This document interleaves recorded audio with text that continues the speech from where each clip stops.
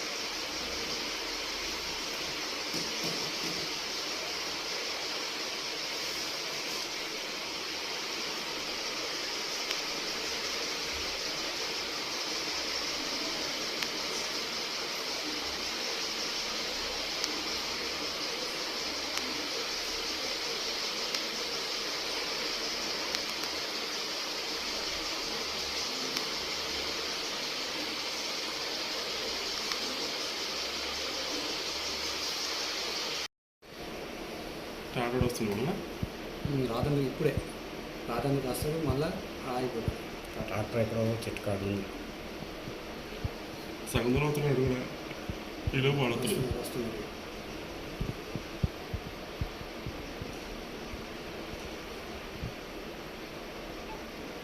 ఇప్పుడు అవుతుంది. వచ్చేస్తా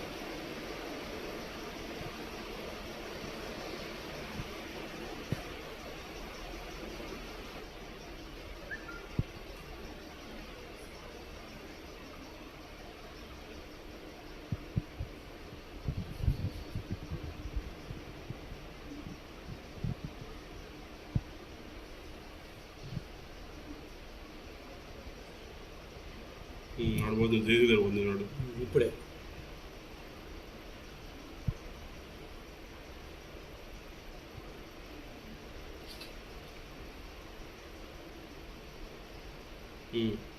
ఆడ పడ్డాడు కింద ఇప్పుడు లేచిపోయింది చూడు.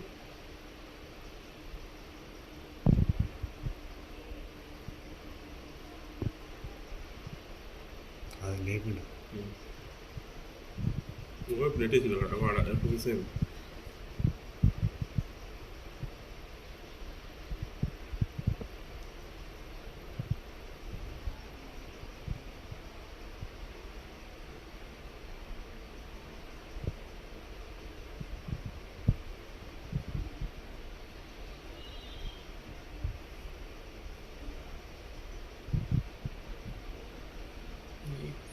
ఈ కెమెరా ఈ కెమెరా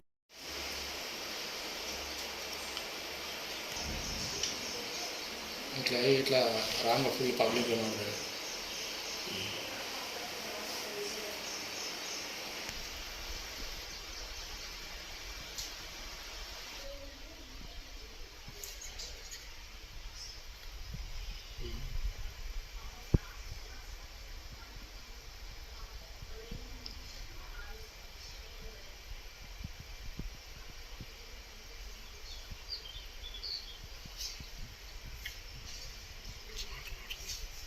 బాటిల్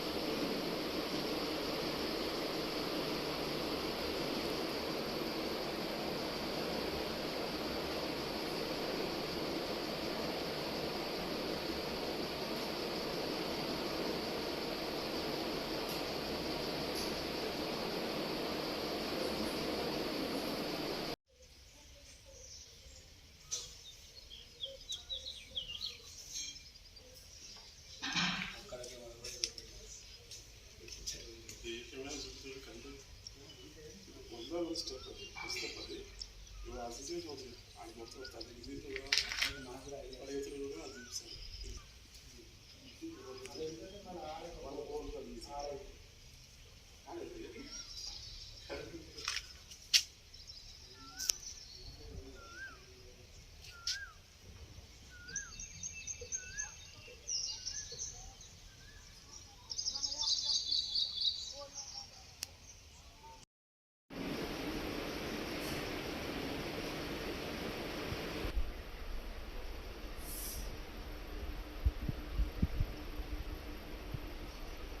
వచ్చేసే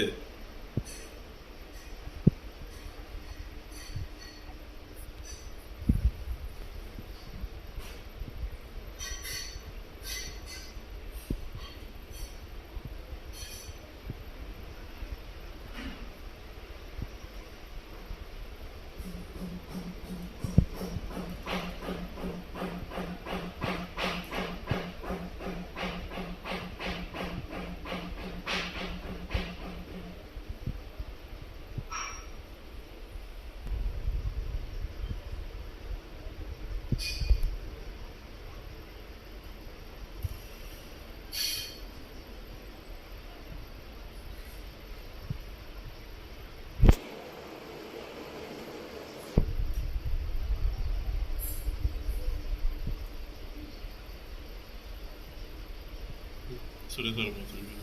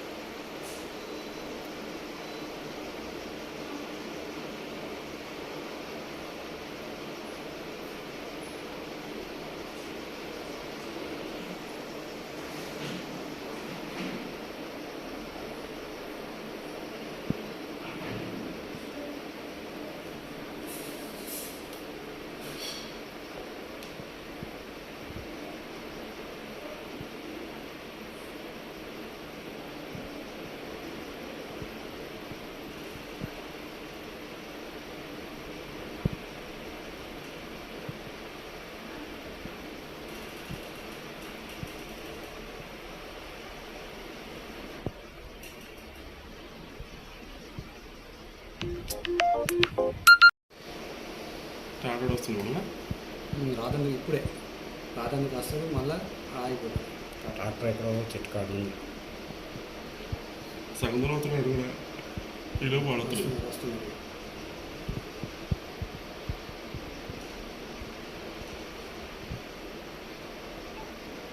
ఇప్పుడు కూడా అవుతుంది. ఇక్కడ నుంచి స్టార్ట్.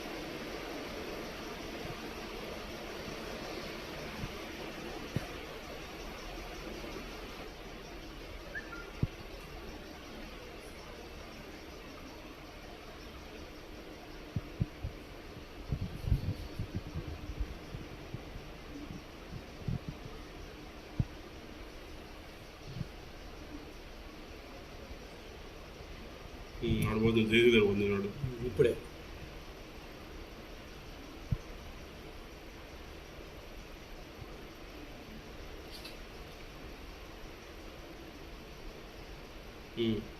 ఆడ పడ్డాడు కింద.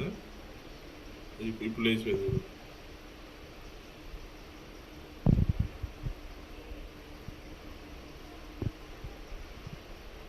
అది లేకుండా నువ్వు ఇప్పుడు నెట్టేసింది అక్కడ వాడ ఎప్పుడు మిస్ అయింది.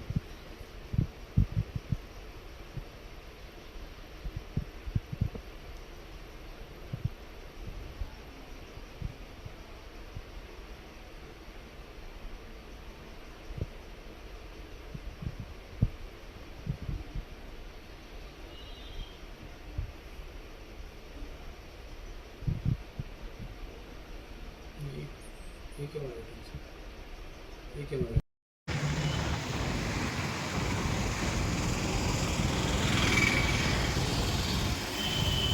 చెక్ చేయాలండి. డెస్క్టాప్ బ్యాక్ చేసి అది ఆ టైంది మేము ఫోన్లో తీసుకుంటాం ఆన్ చేసి పెట్టి.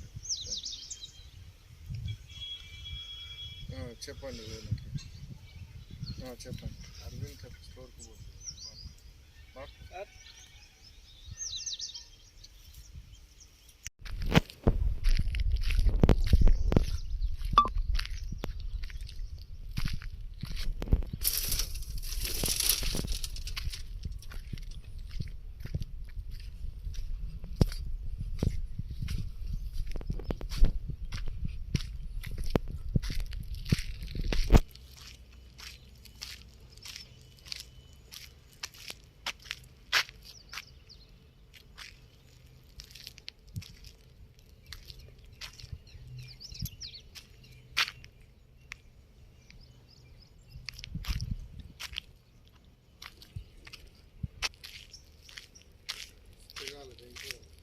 అన్నా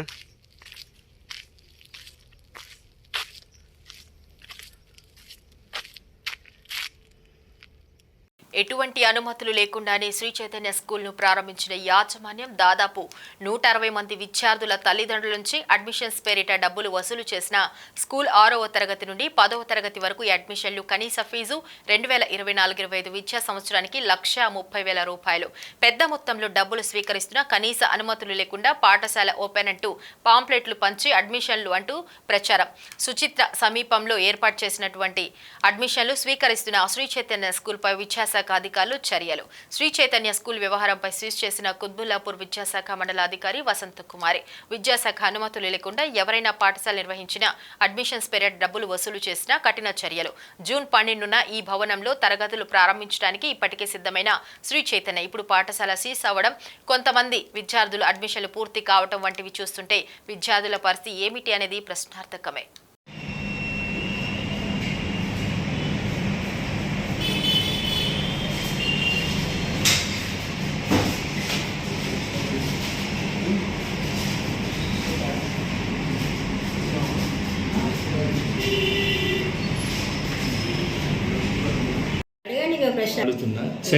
సుచిత్ర సర్కిల్లో ఉన్నటువంటి శ్రీ చైతన్య స్కూల్కి ఎటువంటి అనుమతి లేదు. ఫిర్యాదులు వచ్చినటువంటి నేపథ్యంలో పాఠశాలకు వెళ్ళి తనిఖీ చేయడం జరిగింది. వారు ఎటువంటి కూడా అనుమతి పత్రాలు చూపించనందువలన పాఠశాలను సీజ్ చేయడం జరిగింది. అడ్మిషన్స్ అన్ని కూడా వాపసు చేయమని చెప్పడం జరిగింది సార్. అన్ని స్కూల్స్ ఇన్సూరెన్స్గా చెక్ చేస్తూనే ఉంటాము. వెళ్ళి అనుమతులు లేనటువంటి వాటి మీద ముందు మనము చర్యలు తీసుకోవడం జరుగుతుంది. అంటారు. సార్ ఈ జరిగినటువంటి సంగతిని మనం పైన ఉన్నటువంటి డిఓ మేడం గారికి మనం తెలియజేయడం జరిగింది. మేడం ఆదేశానుసారం తదుపరి ఏం చేయమంటే చేయడం జరుగుతుంది. తెలుగు రాష్ట్రాల నుండే కాకుండా తమిళనాడు నుండి కూడా తరలివచ్చిన భక్తులు కృష్ణా తీరాన కొలువై ఉన్న నరసింహ క్షేత్రాలలో తెలంగాణ రాష్ట్రంలోని మట్టపల్లి కూడా ఒకటి. సూర్యాపేట జిల్లా హుజూర్ నగర్ నియోజకవర్గంలో విలసిల్లిన ఈ క్షేత్రంలో నరసింహస్వామి స్వయంభూడు కృష్ణా నది ఒడ్డున రాజ్యలక్ష్మి సమేతుడై కొలువు తీరిన మట్టపల్లి శ్రీ లక్ష్మీ నరసింహస్వామి బ్రహ్మోత్సవాలు 5 రోజుల పాటు ఘనంగా నిర్వహించడం జరుగుతుంది. గర్భగుడిలో స్వామికి ఎడమ పక్కన ఒక గుహద్వారం ఉంది. అక్కడి నుండి సప్త ఋషులు ఇతర మునులు కృష్ణుల స్నానం చేసి స్వామి దర్శనానికి వస్తారట. వాళ్ళు ఇప్పటికి రోజు వస్తారని ఇక్కడి వాళ్ళు నమ్మకం. స్వామికి కుడివైపు ద్వారం భక్తుల సౌకర్యార్థం తర్వాత కట్టింది. ఈ క్షేత్రంలో స్వామి వారికి ఎదురుగా ప్రసన్నాంజనేయ స్వామి విగ్రహాన్ని కూడా ప్రతిష్ఠించారు. మీ దాసారు దాసులు బూరుగడ్డ దేవస్థానం వారి తరఫున మన నల్గొండ జిల్లా అసిస్టెంట్ కమిషనర్ గారు ఆ దేవాలయ ప్రతినిధిగా యాదగిరిగుట్ట దేవాలయం నుండి స్వామివారి యొక్క శేషవస్త్రమును బూరుగడ్డ దేవాలయం నుండి శేషవస్త్రమును దేవాలయ ప్రతినిధులుగా అసిస్టెంట్ కమిషనర్ గారు పరిసమాప్తి కలగాలని చెప్పి కోరుతూ ఉన్నాం. భగవదాఖ్యయా భగవత్ ప్రీత్యర్థం అభ్యుదయముహూర్తే శ్రీ మహావిశ్వనాథయ భగవత్సమానస్య ప్రియపరాధ్యే భయవత్పదబలవాతరే ప్రథమపాదే దక్షిణ దిగ్భాగే